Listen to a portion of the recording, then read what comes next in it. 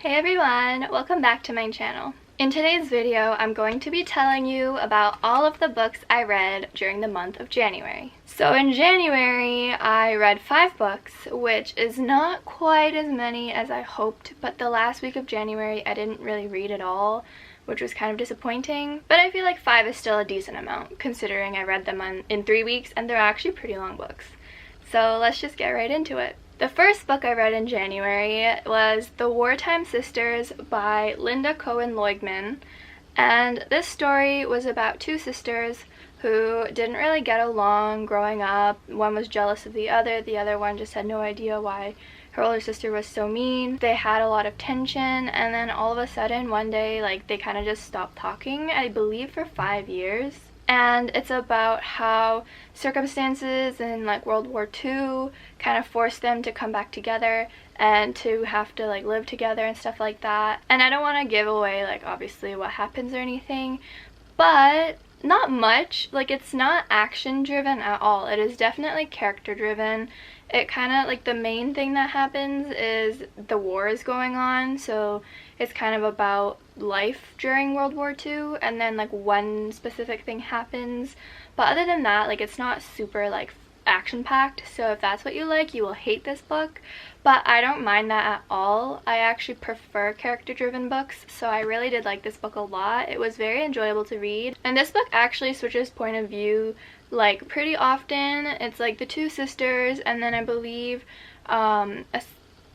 like one of the friends, maybe another one of the friends.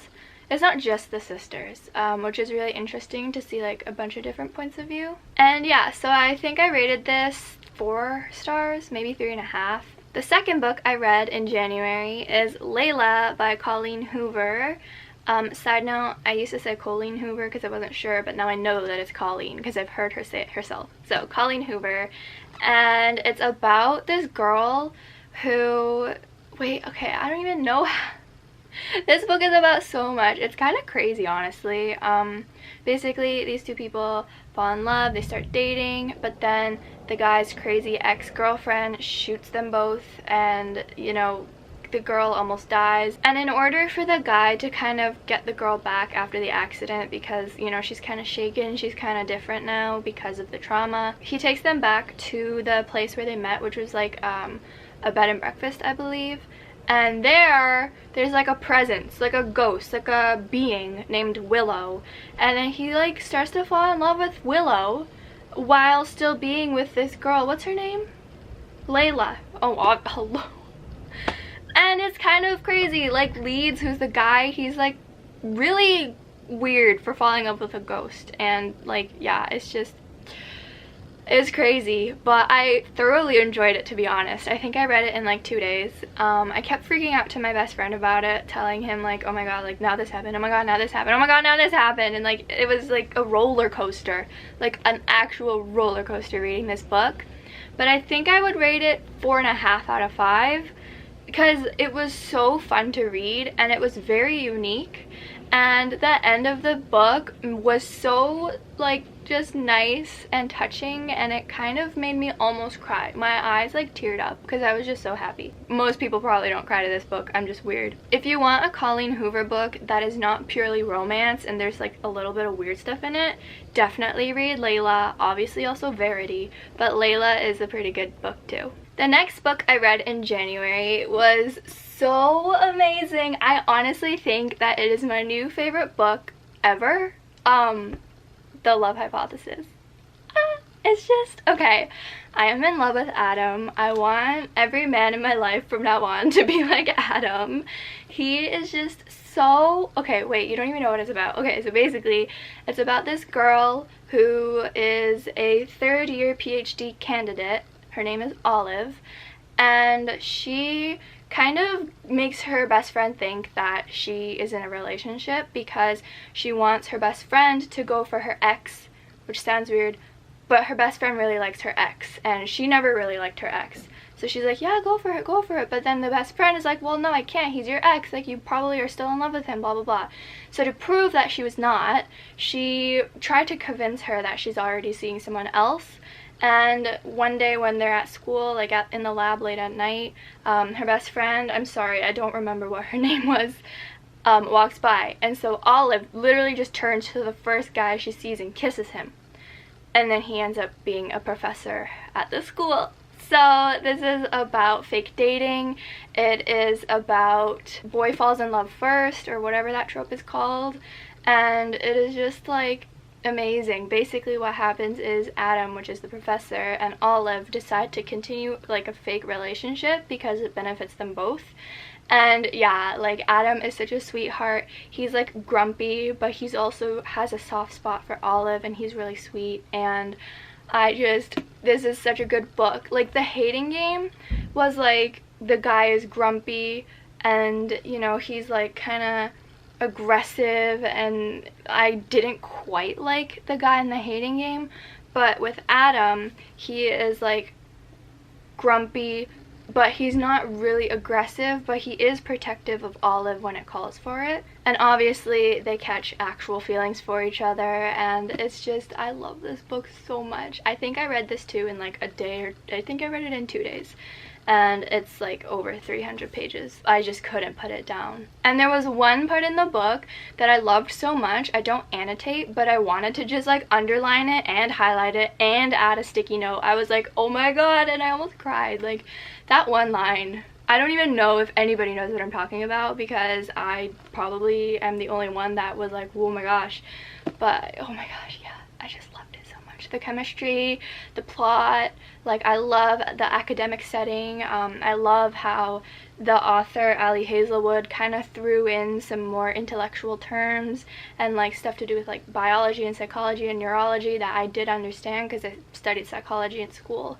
And it was just like I don't know, it was just perfect. I really loved it so much, and I gave this 5 out of 5, obviously, and I just can't recommend it enough. Like, it's so good. The next book I read is Find Her by Lisa Gardner. This book is about a girl that goes missing for 472 days. Her captor ends up basically just keeping her in like a coffin type thing.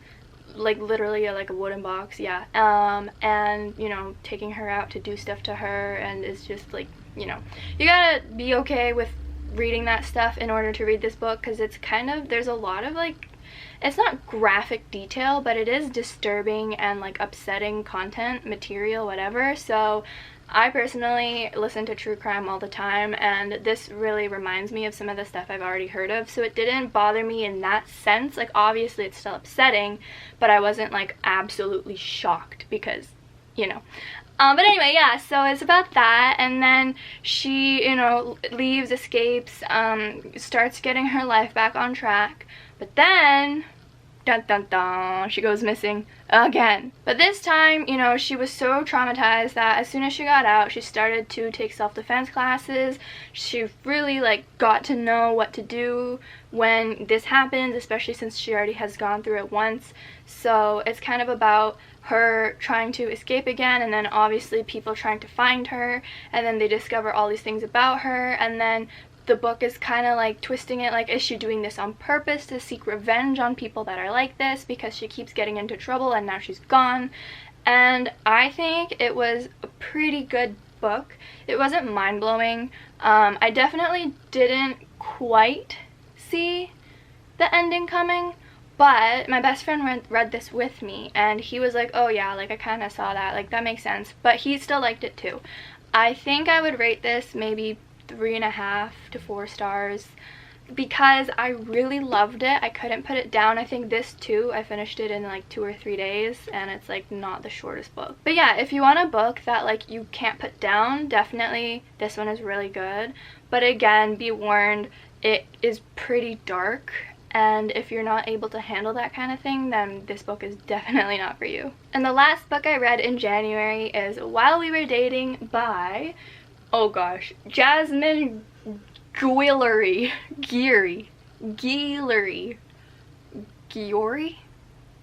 I really don't even know. But this book was about 2 people who ended up working on set together to film like an ad for some product. We have Ben and Anna. So Ben is the guy that was kind of in charge of running the commercial, and then Anna is like the pretty famous star that was in the commercial. and they like flirt with each other and they start kind of liking each other, and they're forced to kind of obviously be together a lot, but they don't really date people they work with, so they're like, can't pursue this. But then Anna's manager, I think, tells her that in order to get the jobs that she wants or the roles that she wants and just to be in the media more, she should get a boyfriend. And so Anna and Ben start fake dating, but then obviously they start actually falling for each other, and yeah, that's what the story is about. So fake dating, workplace lovers, I guess, stuff like that. I really liked it. It's pretty long. It's like 339 pages actually. It's not that much. It just looks really thick for some reason. It's a contemporary romance. I don't really know what distinguishes that from a normal romance. I don't know what that even means really, but like it wasn't I don't know, I feel like after reading The Love Hypothesis, like I just can't. But it was good, like it was good, and I can definitely see people enjoying this book. I think my best friend that I read the other book with would really actually like this book a lot.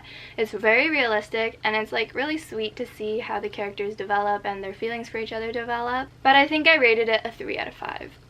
Because it wasn't anything like super special, super endearing, super oh my god I need to read this again immediately like this book. I feel like reading this the first month of the year was a mistake. Everything else is just gonna be like, well, it was good, but those are the books that I read in the month of January.